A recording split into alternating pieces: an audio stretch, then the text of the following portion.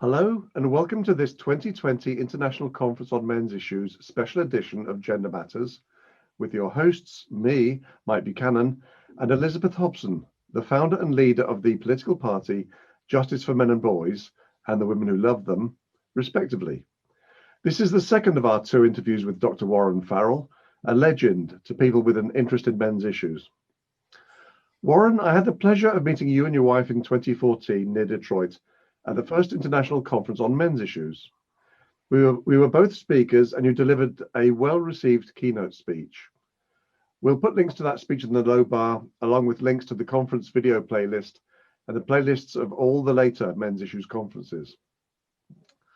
On to my first question. There's a broad consensus across the men's rights movement these days that feminism has been a toxic ideology from the outset. Feminism has never, or at best very rarely, been the pursuit of gender equality, but rather the pursuit of female supremacy, enabling women to wield ever more power over men, mainly through the state's actions and inactions. The privileging of women and girls inevitably results in the disadvantaging of men and boys. Warren, you were famously a prominent feminist for many years. I wonder if you could give us your current thoughts on the ideology. Yes, boy, very, very complex question and answer. Excuse me. As you know, recently Helen Reddy died, and she did the song "I Am Woman, I Am Strong." And feminism has, in a sense, evolved from "I am woman, I am strong" to "I am woman, I've been wronged." We've gone from empowerment feminism to what I would really call toxic feminism. And to victim feminism, and to the honing of victimhood as a fine art. Victim power has been really very core to feminism recently. And I am deeply sad about that. I am a very, very strong supporter, always have been, always will be, of empowerment feminism, of true empowerment feminism. Feminism did a number of things early on. It adopted a strategy that is very good for political victory, which is objectifying, finding an enemy and objectifying them as if they are an enemy. It is a unifying phenomenon in the human psyche to be more activated to do battle when you find an enemy to fight that's worthy of fighting. The problem is that and we had a couple of really powerful examples of that. We had the civil rights movement, in which there was a history of oppressor and oppressed. Then we had the gay rights movement, and in which there was a history of clear discrimination against gay people. And we had Marxism, in which there was a framework of oppressor and oppressed. And so when the women's movement surfaced, there was a natural evolution to oppressor and oppressed as a modality, as a hierarchy. And the assumption was that people who made more money were people who were more privileged. And so because in Marxism, the people who were the oppressors made more money, and the oppressed made less money. But we miss completely what was really happening there. With men and with women, men often felt we learned to define power as feeling obligated to earn money that someone else spends while we die sooner. And that's not a good definition of power. If I were to run a women's conference and say, I'm running this conference to empower women. I'm going to teach you all how to feel obligated to earn money that someone else will spend while you die sooner. The women would kick me out of the conference. They'd be too intelligent to accept that definition of power, but that's basically the definition of power that men have accepted. And so we started looking at things that was hard news data, like that men earned more money than women. And men did earn more money than women, but there were two enormous tricks to that. One is they didn't earn more money than women for the same work, the same type of work. And as I started looking at that more carefully, and I wrote a book called Why Men Earn More and what the startling truth behind the pay gap and what women can do about it. And I looked at the 25 differences between what men and women do to earn money, or to have and found that everything that men did, like being willing to do hazardous jobs, being willing to do dirty jobs, being willing to travel to undesirable locations, and being willing to work late at night, and so on. All these things were things that men were much more likely to do, and people who earned more money were likely to do. But women were more likely to balance their lives, particularly if they had children, between the children and their work. And we found that people who have balanced lives are, generally speaking, happier. But that if women did the same things that men did, they could probably, the data seem to reveal that on average, they would out earn men by a few cents. There's so much complexity to that data. That's not 100% for sure, but it looks like that, when I can be as objective as possible. And so we were hearing from everybody that men earn more money than women for the same work. And I have to tell you that if men earned $1 for each 99 cents that women earned, I would be back to feminism again, because from my perspective, undervaluing women is not okay. That was just plain not the case. So example, women who have never had children and never been married, they out earn men by 17%. And they have out earned men, not by that much, but they've out earned men since the 1970s if there were women who have never been married and never had children. Because when women are not married and not have children, they start doing a lot more things that are focused on their career. When they are married and have children, they are much more likely to commute less to work so they can be with their children more. They start doing things like, if they're working full-time, they cut back on the number of hours that they're working full-time so that they can be responsive to the children. If a child calls in being sick, they will tell you that the children come first, their job comes second, and that's understandable, and that's important for the children. But we can't expect employers to pay for people that are absent, and so there were so many things that were supposedly data that so if you ask the average person in a developed country, do men earn more money than women for the same work? Virtually 99% of people will say yes, that's true, and it's just plain not true. And thinking that way is undermining women's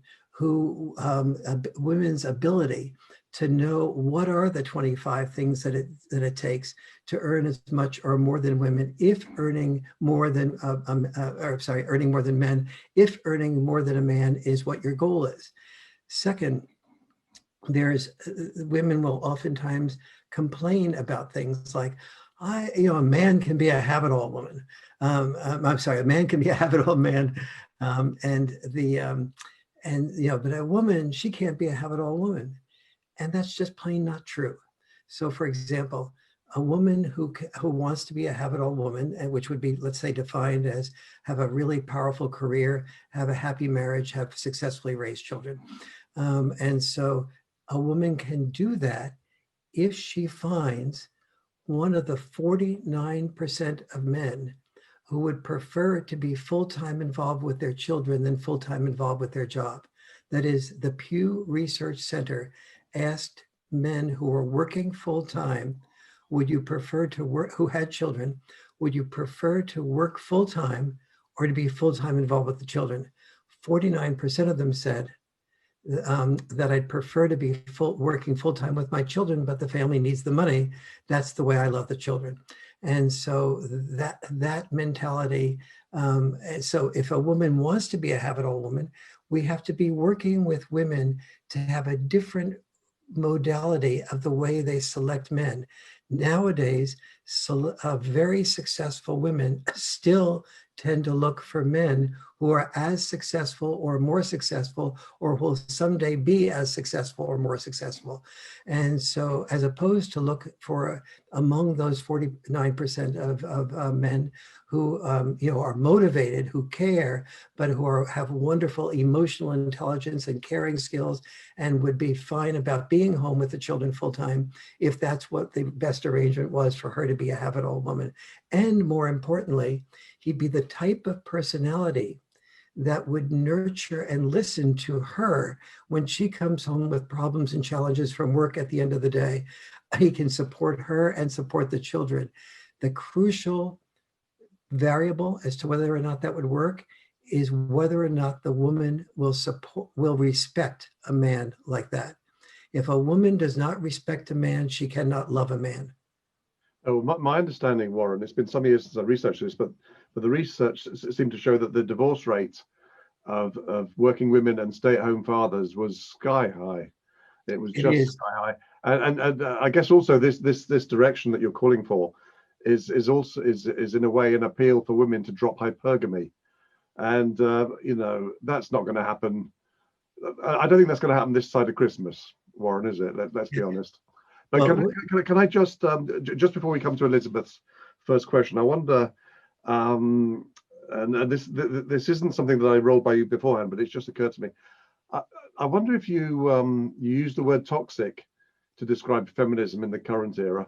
Are there any other adjectives that come to mind? I'd just like to get a sort of flavour for what you think of what feminism is today. It is largely victim feminism, and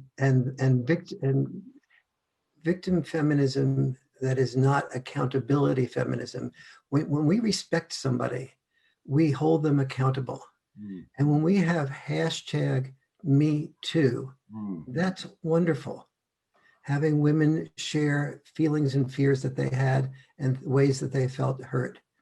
But to have hashtag Me Too for women only is a hashtag Me Too monologue when men have also their ways of being hurt, and to not even think about having a hashtag Me Too dialogue where men and boys and men's issues are talked about.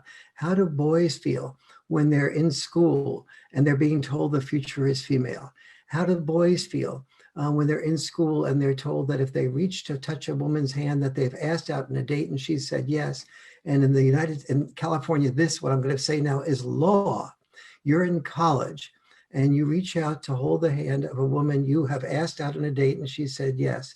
If you don't ask for permission, you have not asked for affirmative consent, and you can be accused of being a sexual harasser. Now, 99.9% of women would not do that unless there was a breakup in the relationship where he broke up with her, and then retrospectively, she might say, he never asked me for permission before he held my hand. And so on the one hand, he's being told, make sure you ask for permission before you hold a woman's hand.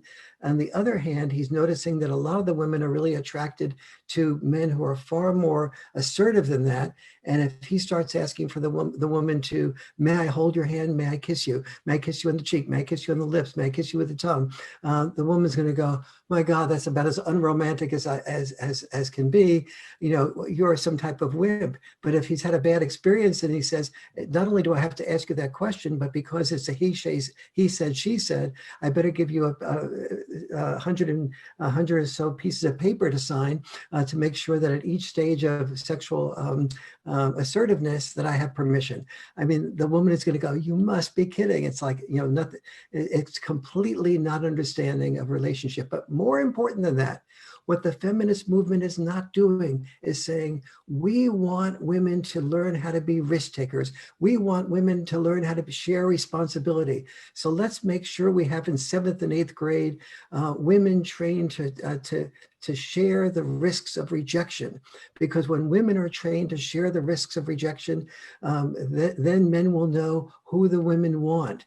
And when women are trained to kiss the man first, they're asking for what they want. We have to remember that marriages are made or broken largely by women who are happy or not happy. A happy wife is a happy life is very accurate. Oh, dear. John Gottman has done some good work on this issue and documenting this. And so if a happy wife is a happy life for the man and for the woman, then it stands to it is in women's interest to be socializing women to be the ones to do original choice power rather than veto power. By original choice power, I mean looking around at the party and saying, there's a man with energy he's not interrupting women, he's listening to a woman. I like that energy. And now maybe that man is not the doctor or the lawyer or the CEO in the room. Maybe he's just a caring, loving man, but maybe that's what you need or want. So you go up and talk to him. You initiate the conversation. If he doesn't ask you for a card or contact, you ask him for contact, or don't even wait to ask him for contact. And you call and you take the first initiative. Have a different type of man, but it's a man where original choice power is working. What often happens for women is that women, especially attractive women, they get approached by men who are able to handle rejection. But in order to handle rejection, they've had to learn to objectify women because it hurts less to be rejected by an object than it does to be rejected by a full human being. So the men who are able to go after very successful women have been able to sort of go from woman to woman to woman and be able to handle that rejection.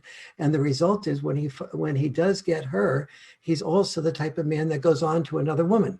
And because he's really good looking, he usually gets responsiveness to another woman. And so women who wait for men to get to them have veto power. The man comes up to them and says, he finds out that Elizabeth or somebody else likes a certain type of play or movie or whatever, or to go to, or a concert. And so he says, I have 2 tickets to this concert, which he plans ahead of time. And, and the woman says, well, okay, I really not that interested in him, but I'd like to go to the concert. But then the concert leads to something else, and she's only dealing with veto power. What she needs to be doing is dealing with original choice power. If women are happy when they have the man they want, they should be choosing from among men rather than just responding yes, no to a man. And so these are all the things that a real empowerment feminism should be doing. Victim feminism is getting the women to focus on what the man did wrong, as opposed to taking the risks of rejection themselves, having that original choice power. That's what I want for women. That's what and when women do this, and we ask women to be accountable when they overreach or underreach just to the same degree that we ask men to be accountable, then we will have increased respect for women. We protect people who are children. We respect people who are accountable. And the feminist movement has undermined the respect that people have for women. Mentors are very important for women to advance in corporations. And the 15, 16 male corporate executives that I have spoken to since #MeToo, out of those 15 or 16, 100% say, I would not mentor a woman today because there's too much vulnerability. I could lose my job so easily. Even if I mentor the woman without taking any sort of sexual overtones or whatever, if I hold her hand while she's crying, if I'm in the office with her, I'm gossiped about. If I close the door, I'm gossiped about. If I take her out to dinner, I'm gossiped about. And I have a family, and I have a reputation that I built. What do I have to gain by mentoring a woman anymore? And that's undermining women. Okay. Feminism is toxic today. Toxic. I think I'd say it's been toxic since about 1848, the Seneca Falls. Warren, but you and I will disagree on that. I think it's been absolutely toxic right from the beginning. However, wherever we place that, just very quickly before we come on to Elizabeth's first question, I need to explain very briefly why I look so shocked at your expression, happy wife, happy life. I don't know of any other expression that can be guaranteed to make an MRA's head explode more than that, because to most MRAs, it's an absolute distillation of gynocentrism, and so I apologize. It was honestly, I didn't intend to sort of, but it is just one of those terms that MRAs find difficult. So I apologize. May I work with that for a moment? Of course. It is an amazing term because, first of all, if I say this in a men's locker room, almost every man would roll his eyes and say, yeah, you're right. And most women will say, yep, that's true. You're a man that knows that. Great. Right. But the term is enormously insulting. It's insulting because it means that women are in control. So yes, the MRA role, it's a toxic phrase for the MRA. It should be toxic to MRAs, but I'm talking about it as a reality of women's power, not about what I desire to have be in the future if we really have equality between men and women. Okay. And so this is not a desire, but it is the reality of women's power that no one is recognizing or acknowledging, even as, ironically, everyone is recognizing and acknowledging it. But it's an enormous insult to women, and it is an enormous insult. And the fact that everybody agrees with it, it's one of the really phenomenal phrases of our time. Okay, thanks for that explanation, Warren. That's great. Elizabeth, over to you. Well, Warren, you've been working towards the establishment of a White House Council on Boys and Men since 2009. It appears to me that Donald Trump is the most pro-male American president in the modern era, while Joe Biden seems regressively feminist. Yes. Which of those candidates do you think would be most likely to initiate progress for men and boys, including launching the White House Council on Boys and Men? Certainly, the answer is Donald Trump. And the answer is the Republican White House would definitely be more interested in that. And so let me work on the data behind that rather than just being a statement. I went out to, when I created the coalition to create the White House Council on Boys and Men, I was very adamant that it should be a bipartisan or multi-partisan coalition. And so I went out to interview the Democratic presidential candidates in Iowa while they were all in Iowa. And I interviewed 7 of them in depth. And those interviews, by the way, are on my YouTube channel, so you can check them out for yourself. And a number of the Democratic candidates were reasonably responsive to the importance of a boy crisis and the importance of dad involvement. However, and the 2 that were most responsive were Andrew Yang and John Hickenlooper, but their campaign managers were very fearful of them articulating a positive focus on boys and men's issues because they felt that they would undermine their political base of both feminists and also women who are divorced who wanted to be fully involved with the children and not have the man involved with the children. And they also felt it would be taken the wrong way by single mothers, of which 40% of all women who have children in the United States have children without being married. The 53% figure that I gave you before was for women under 30. And so the campaign managers of the Democratic candidates were very fearful of their candidate speaking up proactively about the boy crisis. Andrew Yang did bring it up for a minute or two in one debate. John Hickenlooper tried to, but couldn't get in at the right moment. Now, while I was speaking about these issues, some people from the White House saw me, actually from HHS, Health and Human Services saw me and recommended me to the White House. And then I was invited to the White House and sat around the table with about 13, 14 other people. And they were mostly from the White House. Some were from DOJ, the Department of Justice. Some was from HHS, Health and Human Services. And when I talked about the importance of dad and the importance of the family and the importance of faith-based communities, they were like just totally on board, nothing but like, yes, we need to do this. Now, they did ask me to write a speech for President Trump. and I did. And so far, he hasn't delivered that speech or some version of that. But on the other hand, there's a lot going on. Now, Biden versus the White House. Here's the perfect example. One of those 14 people at the White House meeting was Katie Sullivan. Katie Sullivan had been in charge of HHS's work before. She is now the principal deputy assistant attorney general of the United States. She previously had been involved in women's issues, and she tried to get the women's shelters, instead of having women who come to the shelters, instead of having them come to the shelters and then try to persuade them to never see the man that was supposedly in domestic violence mode with them. She tried to get them to be able to learn good communication skills and other skills that would have them do their relationship much more effectively in the future. She said to me personally that I was not able to penetrate the absolutely entrenched feminist bureaucracy that runs every single woman's shelter in this country.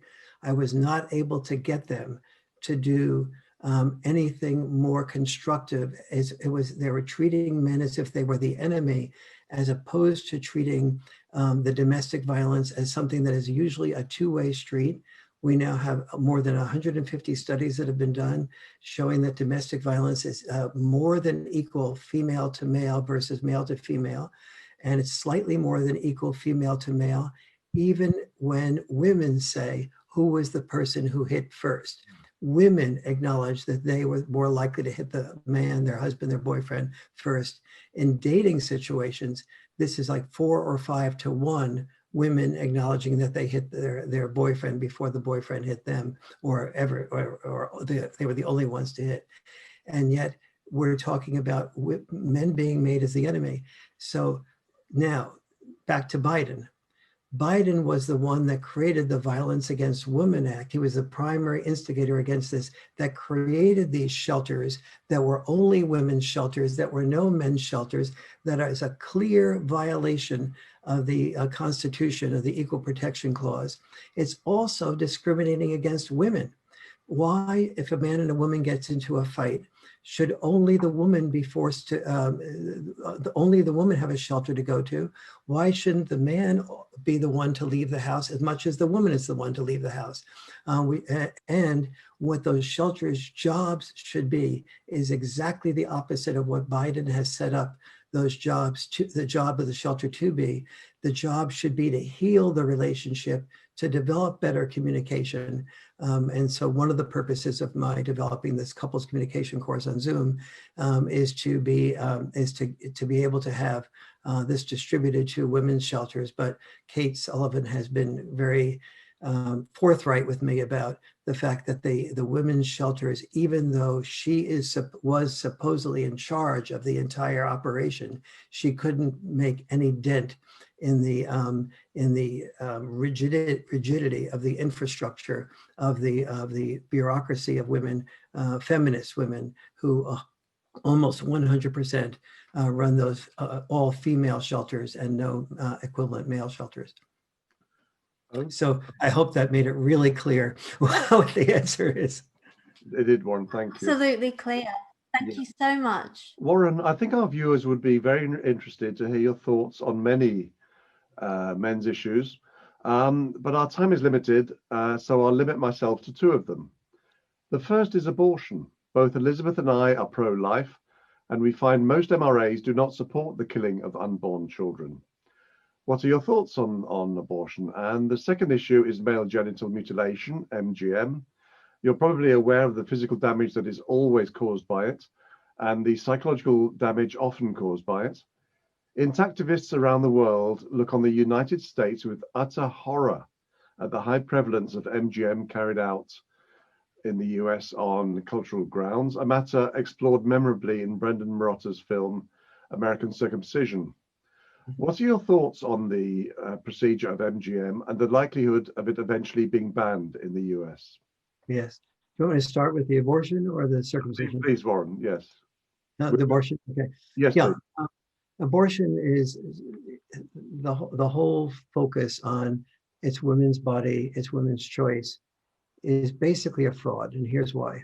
When we have legal cases of a man and a woman contributing egg and sperm in a petri dish, and then looking at who has the rights have almost always been given to the female, even though it is not in her body.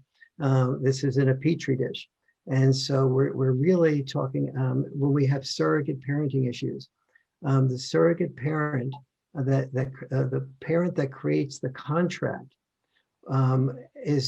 has the power and is legally given the award of the children, even if the fetus and embryo that is in the female body, the surrogate body, begins to trigger hormones that makes the surrogate say, I really feel attached now to this child, this embryo / child. I therefore want the child because it's my child. It's my body, my choice. The courts almost always rule in favor of the person who signed the contract to have that surrogate carry that child, and then the child being the mothers and fathers. So in both cases, this is not in the woman's body. And so the fraud of saying women's body, woman's choice is really, just a couple of many good examples of that. Another dimension of that is it's more than a woman's body. When a man and a woman creates the fusion of creating a child, they're creating the fusion of potentially parenting that child, which requires sacrifices of both their bodies. A woman's body does go through a very powerful, emotional, sometimes traumatic experience. And a man who's a father commits to 18 to 21 years or more of his life doing work that earns more money, and work that earns more money is usually less fulfilling work. Oftentimes in doing the hazardous jobs and jobs like or if he's less educated, going to the military and risking his life dying, means that his body his stress levels are significantly at risk during those periods of time. And that's part of what leads to men dying sooner, of 9 out of 10 causes of death, and dying on average 5 years sooner than women. And so the sacrifice of body for the creation of an infant is on the woman's part in one way and the man's part in another way. So what I say in the Boy Crisis and in Father and Child Reunion book, I outline very in depth men's ABC rights. And right now we have ABC rights for women: the abortion, the birth control method, pill, diaphragm, IUD, the caring arrangement, adoption, dad giving time with the parent, dad not giving time with the parent. Courts uphold the fact that a man, even who doesn't even know that he has a child, and the woman informs him of that after 18 to 21 years, the man is then required to pay for the child he never knew he had for 18 to 21 years. This is the law in many states in the United States, and so on. And so so those are ABC rights for women: abortion, birth control right, also a second B right, believability on the part of the woman, which is always greater than believability on the part of the man. And then C, the caring rights, a woman having those, the ability to put it up for adoption, and again, put it up for adoption without even informing the man that he has a partnership in the process. So here is what I recommend. First of all, that there be a very different view of this process. That there is 3 sets of rights that are in motion here: the right of the mother, the right of the father, and the right of the embryo or the fetus to become a viable, cared for human being. There's 2 catastrophes that are possible. One is having aborting a child is one, and having an unwanted child is another.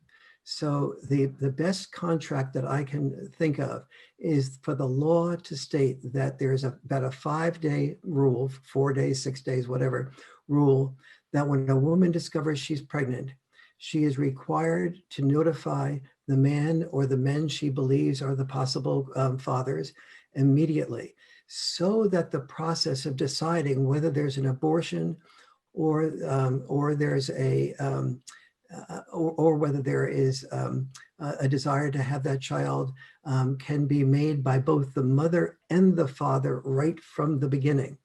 And then number two, if the mother says, I do not want this child, I'm not ready for it, I have different goals, I want to abort the child, and the father says, I am interested in raising this child, I will have a notarized statement saying that I will take economic responsibility and I will be emotionally involved with that child, then the fetus's right to become a child should prevail. The fetus has the right to live if it can be taken care of economically and emotionally.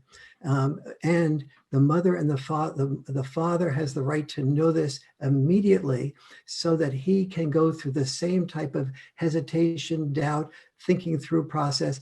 And so that if there is an abortion, because both of them don't want the child, that abortion can be done in the first month or the first few weeks of that child being discovered to be a fetus in the mother's womb. There is no perfect answer to the abortion question. It is like an answer of, I believe that when we kill animals, and I still eat some meat. Not very much, but I do eat some. And so I am involved in the killing process. My wife has had an abortion. And so they're not for me, but it has, there is that in her life. It is a terrible thing to have an abortion. And it's also a terrible thing to have a child who's unwanted. And so I think the best way of solving that problem is to make sure that we have 3 parties of interest involved. And if there's any way, shape, or form that anyone, father or mother, can volunteer to take care of that child emotionally and economically, that should prevail. Thank you, Warren. Absolutely fascinating. Fascinating. Thank you. Thank you for that. And MGM. Yes, let me take a drink of water between.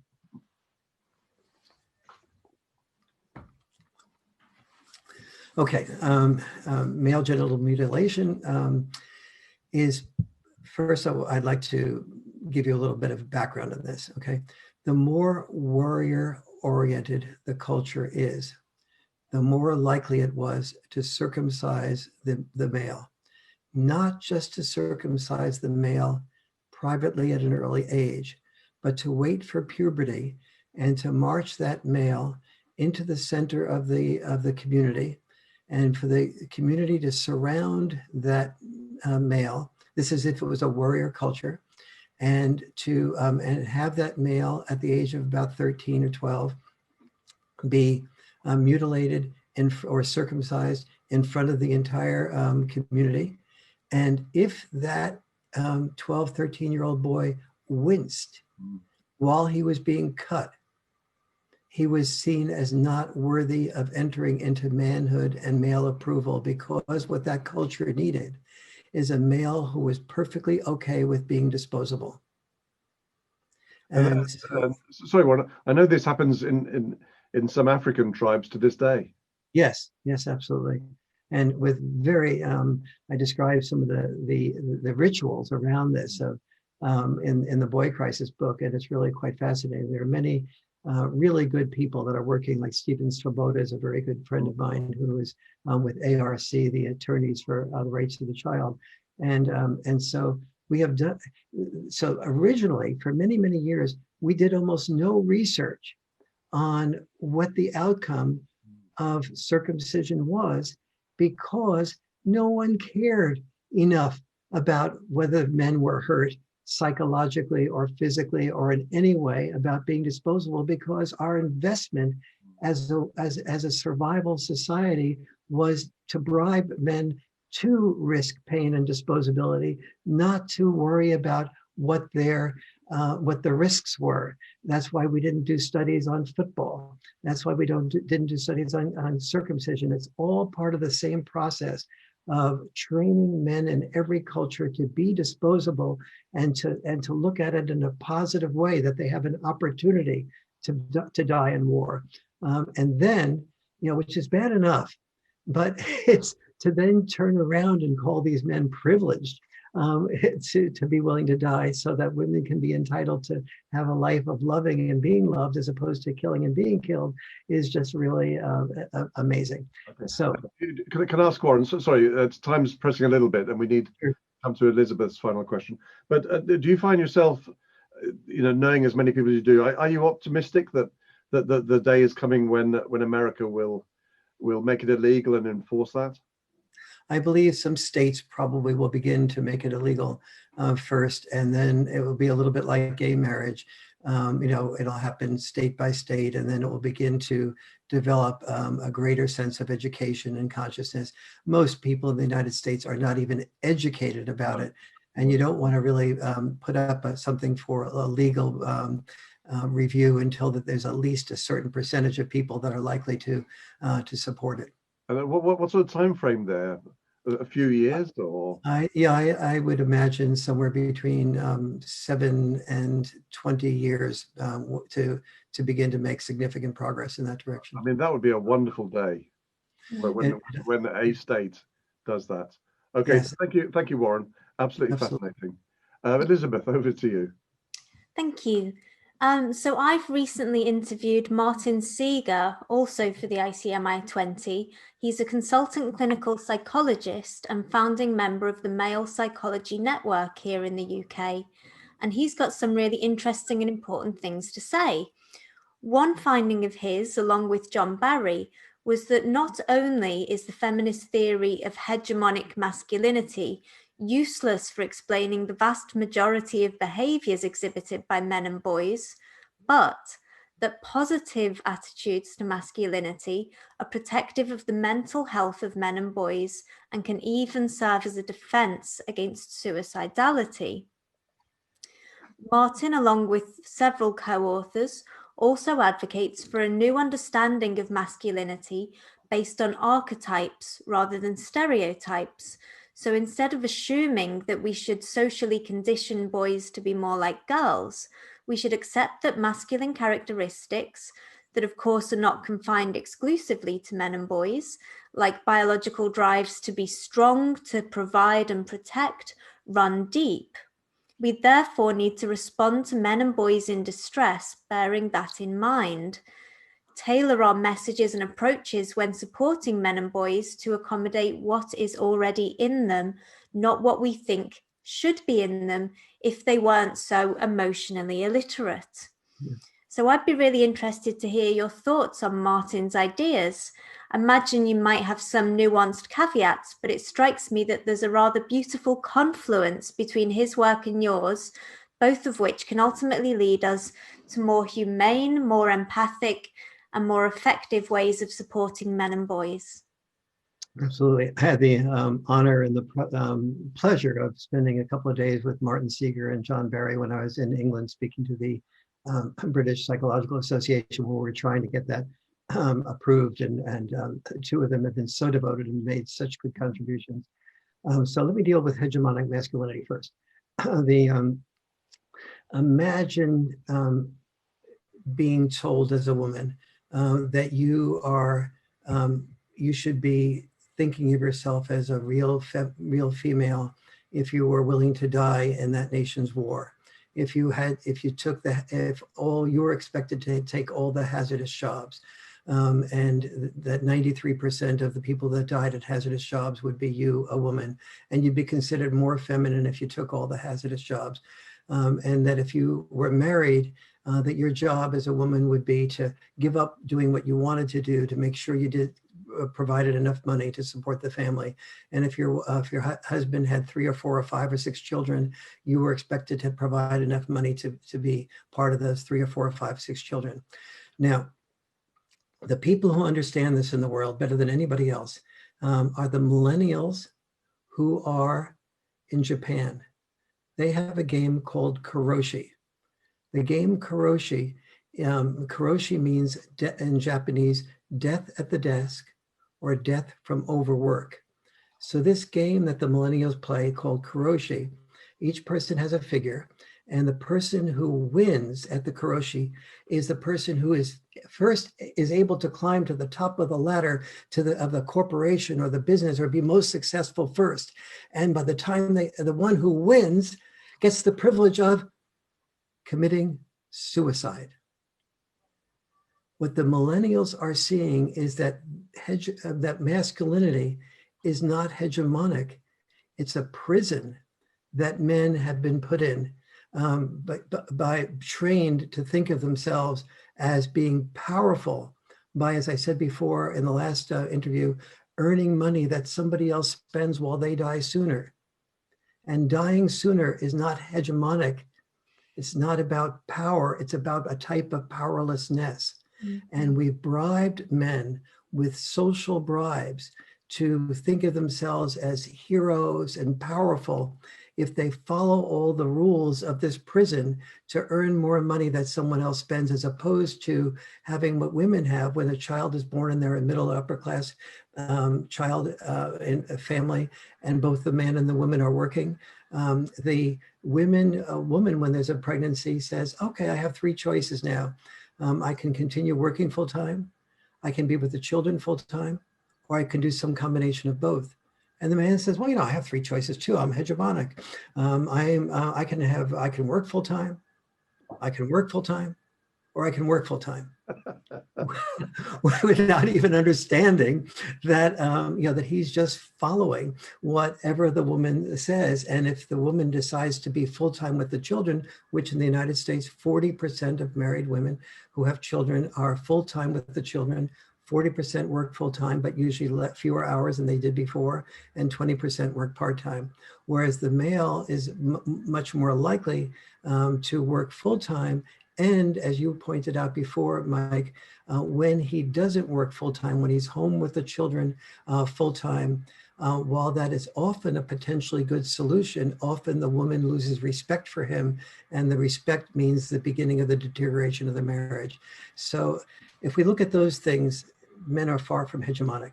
If we look at the fact that the streets are filled with many more homeless men, the prisons are filled with many more men than women, the male suicide rate is so different for males and females. If men were hegemonic and had real, genuine power, we wouldn't have the statistics of men and women at the age of 9 committing suicide equally. But at the ages of 10 through 14, the male suicide rate is twice that of the female suicide rate. That's not hegemonic. Between the ages of 15 and 19, the male suicide rate is 4 times that of the female rate. Between the ages of 20 and 25, it is 5 times that of the female rate. That is not about hegemony. That is not hegemonic in any real sense of the word. And so, Martin and John Barry are right on target with questioning that one of the biggest ways of being in prison is to not realize you're in prison. When many of you have listened to my TEDx talk on the boy crisis, know that I spent an hour talking to a compatriot of yours named John. And he was talking to me about how he joined a men's group that I formed. And in the process of joining that men's group, one of the questions I asked the men's group to ask is, what is the biggest hole in your heart? And when it came around to John, John said, the biggest hole in my heart is that I was so involved with my business that I ended up giving up my contact with my child, and I giving up contact with my wife. I eventually got a divorce. And what I'm afraid of now, Warren, he said he told the men's group, is that that my new wife has a child, is pregnant, and we've just found out that it's a boy, and I'm afraid I'm going to do the same thing with the second boy as I did with the first boy. And he said, the men's group said to me, have you talked to your wife? What would you like to do if you could do anything you want? And he said, what I'd like to do if I could do anything I want, like big fantasy, I'll never be able to do it, is to just take off 5 years and just raise my son. And the group said, well, have you talked to your wife about that? And well, no, I'm sure that wouldn't be that comfortable for her. So they persuaded me, he said, to talk to my wife. My wife said, yes, go and do what you want to do, John. That sounds like a wonderful thing. So, but he said, I told the group that was totally impossible, because I had multiple contracts that were legal. I couldn't break those contracts or modify them or renegotiate them. And the group told me, well, John, what's the story here?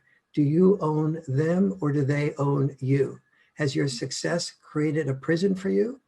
Or has your success created the ability to be free to work and do what you want with your life? And he said, when confronted with that, I started approaching each of the people that I had contracts with. I ended up getting the ability to be able to take off for 5 years and raise my son. So I said, how old is your son now? And he goes, my son is a year and a half now. I said, well, John, was it a good decision? He said, Warren, it wasn't a good decision. It was by far the best decision of my life. I have written about love, sung about love, but I've never known love until I raised my son. And at that point in time, somebody came over. I just came back from my first book tour. This is the 1970s. And somebody said, could I have your autograph? I thought that they meant my autograph. So I reached up and said, yes, and I interrupted John. And they said, oh, yes, I would like your autograph. They had no idea who I was. And they said, but we would like his autograph in particular. So John just quickly signed it. They gave it back to him. And I said, wow, the quickness with which you signed it, you must be well known. And we'd been talking for about an hour now. I had no idea who he was. And he said, I really prefer to not just, let's do it John and Warren, okay? And then I persuaded him to give me his last name, and he said Lennon, John Lennon.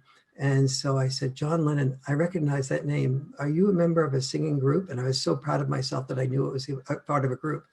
And he said, yes. And he said, I said, well, what's the name of the group? And he said, the Beatles, at which point in time I was totally embarrassed. But the point there is that this is a man with a huge amount of money, the most enviable career in the world, probably, one of the most respected people that has ever existed in recent history. And he found more satisfaction from raising his son for 5 years. That supposed hegemonic position of having all that power and that fame and that enviable career was a prison for him until the men's group helped him have the courage to break out of that prison. And that's what we're talking about, the falseness of hegemonic masculinity. Thinking we have the power is our source of powerlessness. Yeah, I love that story when I read it in your book, Warren.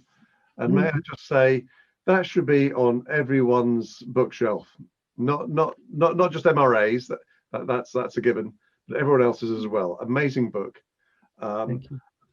Warren, as you know, this has been the second of our two interviews for the 6th International Conference on Men's Issues, and it's the first time anybody has ever spoken twice, so to speak, at an ICMI. So thank you for giving us so much of your time, and thank you. I know I hopefully here speak on behalf of the global men's rights movement, that to say thank you for your extraordinary body of work over so many years. I mean, the myth of male power, Paul Elam, I've heard him say 20 times that it was that book, The Myth of Male Power, that got him into this, and a great many more besides. So Warren, thank you very much indeed for your time. It's been fascinating.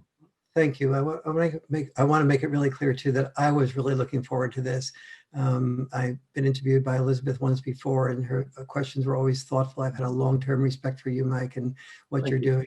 And I really encourage other men to get into small groups on Zoom and talk about what are your talents, how can you contribute. This world will not hear what men don't say. We need to speak up, whether if you're political or you have the ability to sing and create music to inspire. If you're a minister, you're a father, you need to speak up and have the courage of to be rejected, which you will be, and in order to move this world forward, so that women and men understand that we're all in the same family boat, and that when only one sex wins, both sexes lose. Amen to that. Amen to that. Thank you, Warren. Thank you, Warren. so much.